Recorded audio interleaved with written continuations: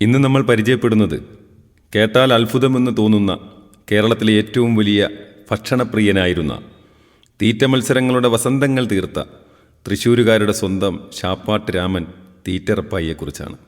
1939 April 20 Thrissur Kizhakkumpattukara പൈനാടം വീട്ടിൽ കുര്യപ്പൻ്റെയും താണ്ടമ്മയുടെയും 7 മക്കളിൽ മൂത്തവനായിട്ടാണ് റപ്പായി ജനിക്കുന്നത്.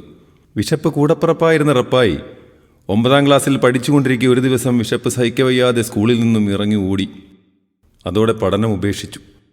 ഓട്ട് കമ്പനികളിലും അതിനുശേഷം ഹോട്ടലുകളിലും ജോലി നോക്കി. അവിടെ നിന്നും കിട്ടുന്ന ഭക്ഷണം കൊണ്ടായി പിന്നീടുള്ള ജീവിതം. 1980 കാലഘട്ടത്തിലാണ് റപ്പായി കേരളത്തിൽ പ്രസിദ്ധനാകുന്നത്. 1986 ഒരിക്കൽ തൃശ്ശൂർ ലൂസിയ ഹോട്ടലിൽ എഞ്ചിനീയറിംഗ് കോളേജിലെ ചില വിദ്യാർത്ഥികൾ ഭക്ഷണം കഴിക്കുവാൻ പോയി. എന്തൊക്കെയോ ചില കാരണങ്ങളാൽ അവിടുത്തെ ഹോട്ടലിലെ മാനേജരുമായി ഒന്ന് മുഷിഞ്ഞു. തങ്ങളെ അപമാനിച്ചവർക്ക് തിരിച്ചൊരു പണി കൊടുക്കണമെന്ന വിദ്യാർത്ഥികൾ തീരുമാനിച്ചു. അവർ അതിനുള്ള മാർഗം തേടാൻ ആരംഭിച്ചു. അപ്പോൾ അവരിൽ ഒരാളാണ് തൻ്റെ അയൽവാസിയായ റപ്പായിയെക്കുറിച്ച് പറഞ്ഞത്. അങ്ങനെ വിജയിക്കുമെന്ന് ഉറപ്പില്ലാത്തൊരു ദൗത്യവും ഏറ്റെടുത്തുകൊണ്ട് അന്നവർ പിരിഞ്ഞു. അടുത്ത ദിവസം ഉച്ചഭക്ഷണ സമയത്ത് ഒരു ഊണിൻ്റെ കൂപ്പണും എടുത്തുകൊടുത്ത് പിള്ളേർ റപ്പായിയെ ഹോട്ടലിലേക്ക് കയറ്റിവിട്ടു. എന്നിട്ടവർ ആകാംക്ഷയോടെ പുറത്ത് കാത്തുനിന്നു. ആദ്യം വിളമ്പിയ ഭക്ഷണം കഴിച്ചു കഴിഞ്ഞ് റപ്പായി വീണ്ടും ചോദിച്ചപ്പോൾ സപ്ലയർക്കതിൽ അസാധാരണമായി ഒന്നും തോന്നിയില്ല. പക്ഷേ അത് 3-4 തവണ ആവർത്തിച്ചപ്പോൾ പ്രശ്നമായി. മാനേജരെത്തി റപ്പായിയോട് പുറത്തു പോകാൻ പറഞ്ഞു. ഇടപെടാനുള്ള അവസരവും കാത്ത് പുറത്തുനിന്ന വിദ്യാർത്ഥികൾ അകത്ത് പ്രവേശിച്ച് പ്രശ്നം ഏറ്റെടുത്തു. വയറ് നിറച്ച് ഊണ് കഴിക്കുവാനുള്ള കൂപ്പൺ എടുത്തവന് വയറ് നിറച്ച് ആഹാരം കൊടുക്കണമെന്നുള്ളത് ചൂണ്ടിക്കാട്ടി അവർ വാദപ്രതിവാദം നടത്തി. വഴക്കും ബഹളവും കേട്ടെത്തിയ ജനക്കൂട്ടവും പോലീസും റപ്പായിക്കൊപ്പമായപ്പോൾ ഹോട്ടൽ മാനേജർക്കും വാശിയായി. അന്നുണ്ടാക്കിയ ചോറ് മുഴുവനും കഴിക്കണമെന്ന് അയാൾ റപ്പായിയോട് ആവശ്യപ്പെട്ടു. ഇല്ലെങ്കിൽ അവിടെ നിന്നും പോകാനാകില്ലെന്നും മാനേജർ പറഞ്ഞു. ഹോട്ടൽ ജീവനക്കാർ ഭക്ഷണവുമായി വന്ന് റപ്പായിയെ വളഞ്ഞു. റപ്പായി ദയനീയ ഭാവത്തോടെ 2 കരങ്ങളും കൂപ്പി താഴ്മയായി അപേക്ഷിച്ചു. കസേരയിലിരുന്ന് ശീലമില്ല, നിരത്തിരുന്നോളാം. അതുപോലെ പ്ലേറ്റും പതിവില്ല, ഇല മതി. 2 അപേക്ഷകളും സ്വീകരിക്കപ്പെട്ടു. ചോറ് വെച്ച പാത്രം മെല്ലെ മെല്ലെ ഒഴിയുവാൻ തുടങ്ങി. ഒടുവിൽ ഹോട്ടൽ കാലിയാക്കി എനിക്ക് വിശക്കുന്നു എന്ന് പറഞ്ഞു നിന്ന റപ്പായിയെ തോളിലേറ്റ് ജനങ്ങൾ മുദ്രാവാക്യം വിളികളോടെ ഘോഷയാത്ര നടത്തി. അതോടെ റപ്പായി തീറ്റ മത്സരങ്ങളിൽ പ്രശസ്തനായി. ആ കാലം മുതൽ ഉച്ചയൂണ് കഴിക്കാൻ റപ്പായി എന്നും എത്തിയിരുന്നത് തൃശ്ശൂർ നഗരത്തിലെ പ്രശസ്തമായ ഭാരത് ഹോട്ടലിലായിരുന്നു. കേരളത്തിനകത്തും പുറത്തും നടന്ന തീറ്റ മത്സരങ്ങളിലെ വിജയങ്ങളിലൂടെ റപ്പായി അതിവേഗം മലയാളികൾക്കാകെ പ്രിയപ്പെട്ടവനായി. ശരീരത്തിൻ്റെ ബാലൻസ് കാത്തുസൂക്ഷിക്കുന്ന കൺട്രോൾ സെൻ്ററായ ഹൈപ്പോതലാമസിലെ തകരാറ് മൂലമുണ്ടായ അമിത വിശപ്പായിരുന്നു റപ്പായിയുടെ അമിത ഭക്ഷണത്തിൻ്റെ കാരണം. റപ്പായിയുടെ ഭക്ഷണത്തോടുള്ള അത്യാർത്തിക്ക് ഡോക്ടർമാർ വിളിക്കുന്ന പേരാണ് പോളിഫാഗിയ. രാവിലെ 75 ഇഡ്ഡലി, ഉച്ചയ്ക്ക് കിട്ടുന്നത്രയും ഭക്ഷണം, കിടക്കുന്നതിന് മുമ്പ് അതുപോലെ തന്നെ 4 നേരം ഭക്ഷണം എന്നിങ്ങനെയായിരുന്നു അദ്ദേഹത്തിൻ്റെ ദിനചര്യ. മത്സരങ്ങൾ അദ്ദേഹത്തിനൊരു ബലഹീനതയായിരുന്നു. 750 ഇഡ്ഡലി, 25 കിലോ അപ്പം, 4 കുല വാഴപ്പഴം, 5 ബക്കറ്റ് പായസം എന്നിങ്ങനെ തീറ്റ മത്സരങ്ങളിൽ റെക്കോർഡ് സൃഷ്ടിച്ചിട്ടുണ്ട് റപ്പായി. ഈ റെക്കോർഡുകളുടെ പേരിൽ ലിങ്ക ബുക്ക് ഓഫ് റെക്കോർഡ്സിലും സ്ഥാനം പിടിച്ചിട്ടുണ്ട്. പക്ഷേ അത്ഭുതം ഇതൊന്നുമായിരുന്നില്ല. മനുഷ്യർക്ക് അസാധ്യമായ രീതിയിൽ ഇഡ്ഡലിയും ചപ്പാത്തിയും പൊറോട്ടയും കിലോ കണക്കിന് അരിയുടെ ചോറുമൊക്കെ കഴിച്ച് നാട്ടുകാരെ വിസ്മയിപ്പിച്ച റപ്പായി 5 ഇഡ്ഡലിയിൽ കൂടുതൽ വീട്ടിൽ നിന്നും ചോദിച്ചു വാങ്ങി കഴിക്കുന്നത് അദ്ദേഹത്തിൻ്റെ വീട്ടുകാർ കണ്ടിട്ടേയില്ല. അത് വീട്ടിലെ ദാരിദ്ര്യം അറിയാവുന്നതുകൊണ്ടാണ് എന്ന് നമുക്ക് വിശ്വസിക്കാം. റപ്പായി ചേട്ടൻ ഒരു സൂത്രക്കാരനായിരുന്നു. ഒരു ജാൻ വയറിൻ്റെ വിശപ്പടക്കുന്നതിനപ്പുറമുള്ള കൗശലമൊന്നും ആ സൂത്രവിദ്യയ്ക്കില്ലായിരുന്നു. ആദ്യമായി കൂട്ടം കൂടി വരുന്ന ചെറുപ്പക്കാരിൽ ആരെങ്കിലും ഒരാളെ കയ്യിൽ തിരികെ പിടിച്ച നോട്ടുകെട്ടുമായി ചേട്ടൻ പ്രലോഭിപ്പിക്കും. എനിക്ക് അത്താഴം വാങ്ങി നൽകിയാൽ നിനക്കും നിൻ്റെ കൂട്ടുകാർക്കും ഞാൻ മതിവരുവോളം ഭക്ഷണം വാങ്ങിത്തരും. അത് ശ്രദ്ധിക്കാതെ നിൽക്കുന്നവരെ വാഗ്ദാനങ്ങൾ നൽകി അദ്ദേഹം പ്രലോഭിപ്പിക്കും. അദ്ദേഹത്തെക്കുറിച്ച് അറിയാതെ പ്രലോഭനത്തിൽ വീഴുന്ന ഏതെങ്കിലും ഒരു കൂട്ടം ചെറുപ്പക്കാർ അടുത്തുള്ള ഹോട്ടലിൽ അദ്ദേഹത്തെയും കൊണ്ടുപോകും. പോകുന്ന ഹോട്ടലിലുള്ള മുഴുവൻ ഭക്ഷണവും കഴിച്ചതിന് ശേഷം ഒരു കൊച്ചു കുഞ്ഞിൻ്റെ മുഖഭാവത്തോടെ നിഷ്കളങ്കമായി ചോദിക്കും, എനിക്ക് വിശക്കുന്നു, ഇവിടെ ഒന്നുമില്ലേ? അപ്പോഴേക്കും ആ ചെറുപ്പക്കാർക്ക് ചേട്ടനെ മനസ്സിലായിട്ടുണ്ടാകും. ഇതൊക്കെ റപ്പായി ചേട്ടൻ്റെ വയറിൻ്റെ കാളനടക്കാനുള്ള മാർഗങ്ങളായിരുന്നു. കാണുന്നവരോടെല്ലാം കളി പറഞ്ഞു നടക്കുന്ന അദ്ദേഹത്തിൻ്റെ ഉള്ളിൽ എപ്പോഴും തീയായിരിക്കും. തൻ്റെ ഭാവിയെക്കുറിച്ച് ഓർത്തുള്ള തീയല്ല, മറിച്ച് ആമാശയത്തെ ഇരിക്കുന്ന വിശപ്പിൻ്റെ തീയായിരുന്നു. ഒരിക്കലും ഒടുങ്ങാത്ത വിശപ്പുമായിട്ടായിരുന്നു റപ്പായി ചേട്ടൻ ജീവിച്ചത്. ഇങ്ങനെയൊക്കെ ആയിരുന്നെങ്കിലും തൃശ്ശൂരുകാരുടെ സ്വകാര്യ അഹങ്കാരമായിരുന്നു തീറ്റ റപ്പായി. ആയതിനാൽ തന്നെ നാട്ടുകാരിൽ പലരും റപ്പായിയുടെ ഭക്ഷണം സ്പോൺസർ ചെയ്തിരുന്നു.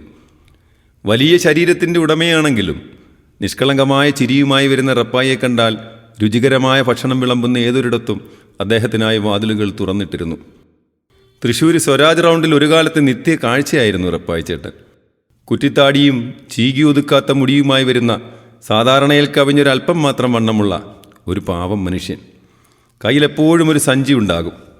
അദ്ദേഹത്തെ അറിയാത്തവരായെന്ന് തൃശ്ശൂരിൽ ആരുമുണ്ടായിരുന്നില്ല. കാക്കി ഷർട്ടും വെള്ളമുണ്ടും ധരിച്ച് കയ്യിലൊരു കാക്കി സഞ്ചിയുമായി പോലീസുകാരോടും നാട്ടുകാരോടും വർത്താനം പറഞ്ഞ് തൃശ്ശൂർ നഗരത്തിലൂടെ നടന്നുപോയിരുന്നത് കാണാൻ തന്നെ ഒരു കലയായിരുന്നു. തൃശ്ശൂർ പൂരം പോലെ തന്നെ അവരുടെ അഭിമാനമായിരുന്നു റപ്പായി ചേട്ടൻ. തീറ്റ മത്സരങ്ങൾ നടത്തുന്നവർ ചേട്ടൻ എന്നും പ്രിയപ്പെട്ടവരായിരുന്നു. തീറ്റ മത്സരത്തിൽ 750 ഇഡ്ഡലിയും 25 കിലോ ഹൽവയും 25 ലിറ്റർ പാൽപ്പായസവും ഉൾപ്പെടെ കുടിച്ചിട്ട് വീണ്ടും വിശക്കുന്നു എന്ന് പറയുന്ന റപ്പായി സംഘാടകരുടെയും ആവേശമായിരുന്നു. അക്കാലത്ത് കുട്ടികൾക്ക് റപ്പായി ചേട്ടൻ ഒരു പേടി സ്വപ്നമായിരുന്നു.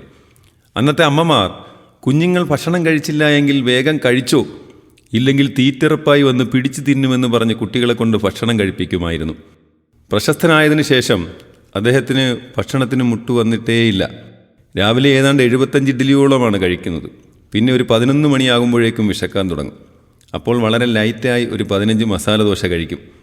പിന്നെ ഉച്ചയ്ക്ക് ഊണിനൊരു ബക്കറ്റ് മീൻകറി, 5 കിലോ ഇറച്ചി എന്നിവ. വൈകിട്ട് ചെറുതായി വിശക്കുമ്പോൾ വളരെ ചെറിയ രീതിയിൽ ഒരു 30 വട കഴിക്കും. പിന്നെ അത്താഴം. ടൗണിലെ ചില ഹോട്ടലുകാരായിരുന്നു ഇതെല്ലാം സ്പോൺസർ ചെയ്തിരുന്നത്. റപ്പായി അങ്ങനെ കേരളത്തിലാകമാനം തീറ്റ മത്സരങ്ങളിൽ പങ്കെടുക്കുവാൻ തുടങ്ങി. പോകുന്നിടത്തെല്ലാം വിജയം റപ്പായിക്കൊപ്പമായിരുന്നു. അക്കാലത്ത് ആലുവയിലെ ഒരു ഹോട്ടൽ റപ്പായി ചേട്ടൻ ഉദ്ഘാടനം ചെയ്തത് 200 ഇഡ്ഡലി കഴിച്ചുകൊണ്ടായിരുന്നു. മത്സരം ആരംഭിച്ചു കഴിഞ്ഞാൽ അദ്ദേഹം പിന്നെ ശാപ്പാട്ട് രാമനാണ്. 3 ബക്കറ്റ് ചോറും 1 ബക്കറ്റ് മീൻകറിയും 10 കിലോ ഇറച്ചിയും ഒറ്റ ഇരിപ്പിൽ കഴിച്ചിട്ടുണ്ട്. എങ്കിലും മത്സ്യാദികളെക്കാൾ പച്ചക്കറികളോടാണ് റപ്പായി ചേട്ടന് താല്പര്യം കൂടുതൽ. 500 ഇഡ്ഡലി വരെ ഒറ്റയിരിപ്പിൽ തിന്നിട്ടുണ്ടെന്നുള്ളത് ചരിത്രം.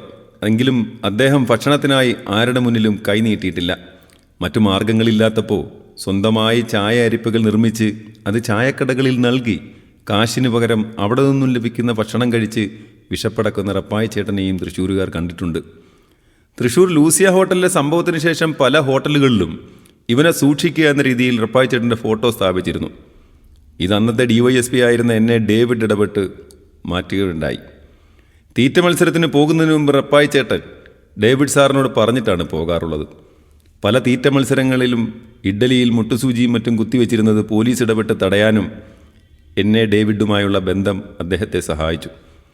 റപ്പായി ചേട്ടൻ ധരിച്ചിരുന്ന കാക്കി ഷർട്ട് നല്ല തടിയനായിരുന്ന ഡേവിഡ് സാറിൻ്റെ ഷർട്ടായിരുന്നു. അദ്ദേഹമാണ് റപ്പായിയുടെ പ്രശസ്തമായ ആ വേഷം സമ്മാനിച്ചത്. ഡേവിഡിൻ്റെ സഹയാത്രികനുമായിരുന്നു റപ്പായി. അതുകൊണ്ട് തന്നെ ഷാഡോ പോലീസ് എന്ന പേരിലും സുഹൃത്തുക്കൾക്കും നാട്ടുകാർക്കുമിടയിൽ റപ്പായി അറിയപ്പെട്ടു. വിശ്വസ്തനും സത്യസന്ധനുമായിരുന്ന റപ്പായിയെ പോലീസുകാർ തങ്ങളുടെ സാമ്പത്തിക കാര്യങ്ങൾ കൈകാര്യം ചെയ്യുന്നതിന് ബാങ്കുകളിലും മറ്റും അയച്ചിരുന്നു. അതും അദ്ദേഹത്തിനൊരു വരുമാന മാർഗമായിരുന്നു. ഒരു വയറ് തന്നെ കഴിയാൻ ബുദ്ധിമുട്ടാണെന്ന് അവകാശപ്പെട്ട അദ്ദേഹം വിവാഹം കഴിച്ചിരുന്നില്ല. 140 കിലോ തൂക്കവും 5.25 അടി ഉയരവും 130 സെൻറ്റിമീറ്റർ ചുറ്റളവുമുള്ള തീറ്ററപ്പായ്ക്ക് പക്ഷേ കുഞ്ഞുങ്ങളുടെ മനസ്സായിരുന്നു. കിഴക്കുംപാട്ടുകരയിലെ തറവാട്ട് വീട്ടിൽ അമ്മയോടൊപ്പമായിരുന്നു അദ്ദേഹം താമസിച്ചിരുന്നത്. ഒരിക്കലും നിറയാത്ത വയറുമായി ഒടുങ്ങാത്ത വിശപ്പുമായി വടക്കുന്നാഥനെ പ്രദക്ഷിണം വെച്ച് നടന്നിരുന്ന തീറ്ററപ്പായി 2006 അടങ്ങാത്ത വിശപ്പിൻ്റെ ലോകത്തോട് വിട പറഞ്ഞു. രക്തസമ്മർദ്ദവും പ്രമേഹവും വർദ്ധിച്ചതുമൂലം 2006 നവംബർ അവസാനം മുതൽ തൃശ്ശൂർ ജൂബിലി മിഷൻ ആശുപത്രിയിൽ ചികിത്സയിലായിരുന്ന റപ്പായി 2006 ഡിസംബർ 9 പുലർച്ചെ 4:30 തൻ്റെ 67-ാം വയസ്സിൽ അന്തരിച്ചു. ഗിന്നസ് ബുക്കിലും കയറിപ്പറ്റണമെന്ന് റപ്പായി ആഗ്രഹിച്ചിരുന്നു. എന്നാൽ അസുഖം മൂർച്ഛിച്ചതോടെ അത് നടക്കില്ലെന്നുറപ്പാവുകയും അദ്ദേഹം തീറ്റ മത്സരങ്ങളിൽ നിന്നും പിന്മാറുകയും ചെയ്തു. മരണസമയത്ത് 120 കിലോ ഭാരമുണ്ടായിരുന്നു അദ്ദേഹത്തിന്. അതിനാൽ അദ്ദേഹത്തിൻ്റെ കുടുംബാംഗങ്ങൾ ഒരു പ്രത്യേക ശവപ്പെട്ടി തന്നെ അദ്ദേഹത്തിന് വേണ്ടി പണിയിച്ചിരുന്നു. റപ്പായിയെ ലൂർദ് കത്തീഡ്രൽ പള്ളിയിൽ സംസ്കരിച്ചു. 2018 റപ്പായിയുടെ കഥ തീറ്റ റപ്പായി എന്ന പേരിൽ തന്നെ സിനിമയായി. കലാഭവമണിയുടെ സഹോദരനായ RLV രാമകൃഷ്ണനായിരുന്നു സിനിമയിൽ റപ്പായി അവതരിപ്പിച്ചത്. മരിച്ചിട്ട് വർഷങ്ങളേറെ കഴിഞ്ഞെങ്കിലും ഇപ്പോഴും റപ്പായിയുടെ ഫോട്ടോ നഗരത്തിലെ വിവിധ ഹോട്ടലുകളിൽ ഫ്രെയിം ചെയ്ത് സൂക്ഷിച്ചിട്ടുണ്ട്.